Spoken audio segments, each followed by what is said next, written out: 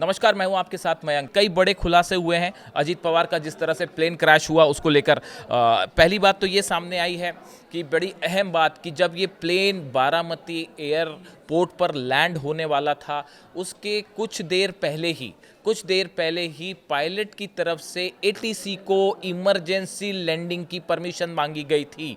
यानी पायलट को प्लेन में किसी बड़ी खराबी का अंदेशा हो गया था और बताया ये जा रहा है कि प्लेन ने पहली बार लैंड करने की कोशिश की लेकिन लैंड नहीं हो पाया, ऐसे सूत्रों से खबर है। उसके बाद उसने बारामती के ऊपर चक्कर लगाए। उसके बाद जब दूसरी बार लैंडिंग की कोशिश थी, उसके पहले ही ये प्लेन क्रैश हो गया। और जहां पे बताया जाता है कि जिस तरह से प्लेन गिरा उसको लेकर भी काफ़ी सवाल उठ रहे हैं। देखिए, पहली बात तो ये बात साफ है कि पायलट ने एटीसी को मेडे कॉल भी दिया था। मेडे कहा गया था, यानी कि एक क्रैश लैंडिंग की प्लेन अब गिर रहा है, इस तरह का जो है सिग्नल पायलट की तरफ से दिए गए थे, मेडे कॉल दी गई थी। और उसके बाद ये प्लेन जो है वो एक मैदान में गिरता है और उसमें भयंकर आग लग जाती है।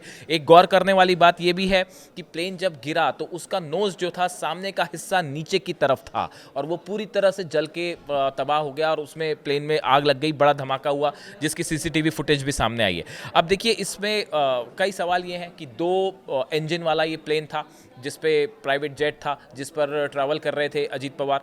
और दो इंजन में से अगर एक इंजन फेल भी हो जाता है, ऐसी स्थिति में दूसरा इंजन चंद सेकंड के अंदर एक्टिवेट हो जाता है और प्लेन वो लैंड कर सकता था। तो क्या दोनों इंजन में एक साथ खराबी आई? ये बड़ा अपने आप में सवाल है। अगर कोहरा था तो इसकी जानकारी पहले से क्यों नहीं दी गई? जब भी कोई प्लेन टेक ऑफ होता है और जहां लैंडिंग होती है, जिस जगह पर, वहां पर मौसम कैसा है इसकी पहले से जानकारी होती है।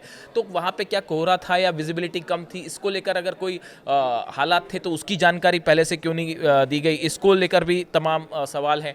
अब देखिए, ब्लैक बॉक्स पर नज़र है। पुलिस भी मामले की जांच कर रही है और कई जांच टीमें रवाना कर दी गई हैं और ये ब्लैक बॉक्स का पता लगाया जा रहा है। और ब्लैक बॉक्स से जो रिकॉर्डिंग है वो सामने आ सकती है कि हादसे के ठीक पहले क्या हुआ और एटीसी से आखिरी बात क्या हुई थी पायलट की, इसका पूरा डिटेल जो है वो निकल के सामने आ जाएगा। अब इसमें देखिए, कई चीज़ें हैं कि प्लेन उड़ने को लेकर मुंबई से लेकर बारामती का डिस्टेंस बहुत ज़्यादा नहीं है, 300 किलोमीटर के आसपास है। ऐसी सूरत में ये संभावना भी नहीं है कि प्लेन में फ्यूल ख़त्म हो जाए या अगर लैंडिंग में दिक्कत थी तो ये प्लेन वापस मुंबई भी जा सकता था, ऐसा भी एक्सपर्ट्स बता रहे हैं।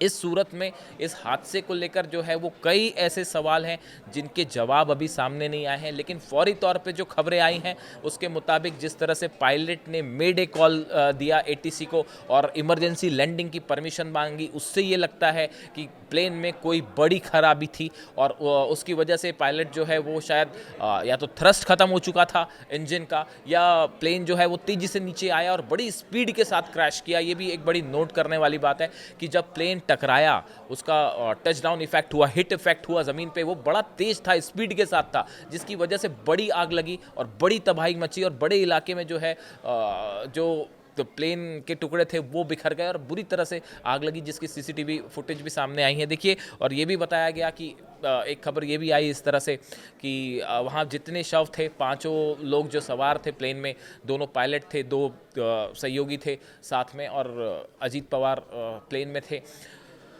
उनका शव बुरी तरह से जल चुका था और उनके हाथ में जो घड़ी थी उससे उनकी पहचान हो पाई। देखिए, घड़ी जो है वो उनकी पार्टी का साइन था, वो हमेशा घड़ी का प्रचार प्रसार करते रहे चुनावों में और उनकी पार्टी का सिंबल था और उसी घड़ी से जो उनका हैंड रिस्ट वॉच थी उससे उनकी पहचान की गई शव की, ऐसा बताया जाता है। जो चश्मदीद बता रहे हैं कि बुरी तरह से उनका शव जो है वो क्षतिग्रस्त हो गया था, जल चुका था और घड़ी से उनकी पहचान की गई।